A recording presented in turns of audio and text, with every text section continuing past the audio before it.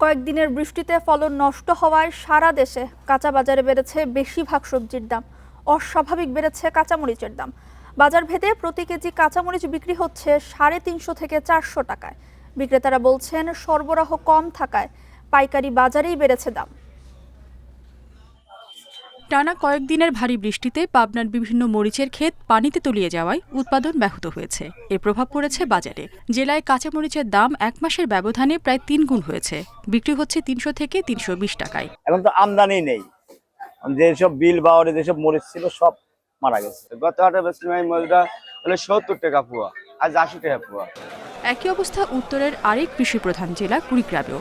বৃষ্টিতে ফলন নষ্ট হওয়ায় কাঁচামরিচ ও সব রকম সবজির বাজার বাড়তি। মেহেরপুরেও চাহিদার তুলনায় সরবরাহ কম হওয়ায় কাঁচামরিচের দাম প্রতিদিনই বাড়ছে লাফিয়ে। বৃষ্টিতে গাছ মরে গেছে, তারপর বৃষ্টির পর অতিরিক্ত খরার কারণে গাছ মরতেছে। বরিশালে ছুটির দিনে কাঁচামরিচের দাম ঠেকেছে 400 টাকায়। মাছের দামও কিছুটা বেড়েছে।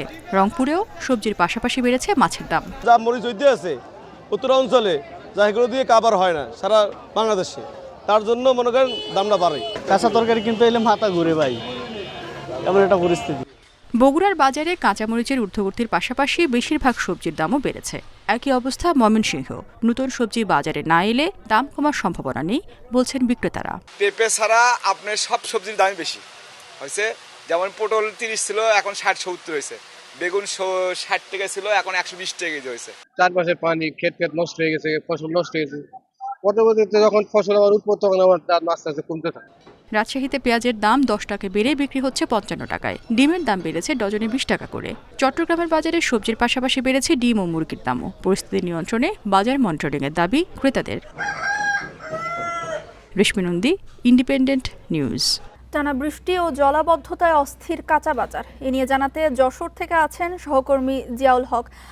জিয়াউল, যশোরে কাঁচা বাজারের পরিস্থিতি কেমন দেখছেন? সবজির সরবরাহ এবং দাম কেমন? ক্রেতা বিক্রেতারা কি বলছে, সব মিলিয়ে জানাবেন। দেখুন, আপনি জানেন যে যশোরে কিন্তু দেশের চাহিদার প্রায় 40% সবজি কিন্তু যশোরে উৎপাদন হয়। সেই অনুযায়ী আমরা দেখেছি যে চলতি মাসের যে শুরুতে যে বৃষ্টি হয়েছিল, টানা বৃষ্টি, সেখানে কিন্তু যশোরের একটি বড় অংশ পানিতে কিন্তু তলিয়ে গেছে এবং সেটির যে বিরূপ প্রভাব সেটি কিন্তু আমরা গত কয়েক সপ্তাহ ধরেই কিন্তু আমরা দেখেছি যে বাজারের উপরে পড়ছে এবং প্রতিনিয়তই কিন্তু সবজি, যে সমস্ত সবজি, কাঁচা সবজি আছে সেগুলোর কিন্তু দাম বাড়ছে।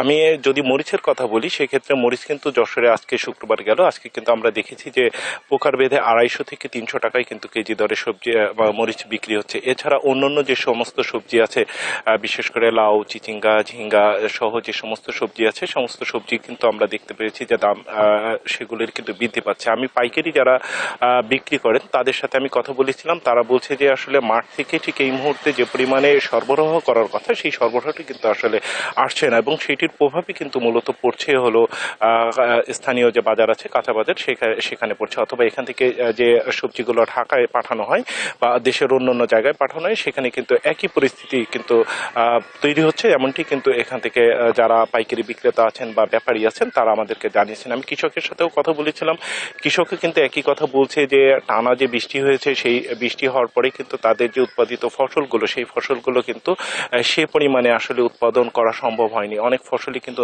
নষ্ট হয়ে গেছে, যেমন গোড়া পচা রোগ, পানি জমার কারণে যে সমস্ত রোগ ব্যাধিগুলো হয় সেগুলো কিন্তু আমরা দেখেছি যে সবজির ক্ষেত্রে সেগুলো কিন্তু হয়েছে এবং কৃষকরা কিন্তু সেখান থেকে উত্তরণের চেষ্টা করছে। কৃষি বিভাগও কৃষকদেরকে পানি অপসারণের পরামর্শ দিচ্ছে, কিন্তু যে ক্ষতিটি হয়েছে সেটি আসলে এই মুহূর্তে পোষানো সম্ভব না এবং সেই সম্ভব না বিধায় কিন্তু আসলে বাজারে সবজির সরবরাহ কমছে এবং এটির দাম কিন্তু তুলনামূলক বৃদ্ধি পাচ্ছে।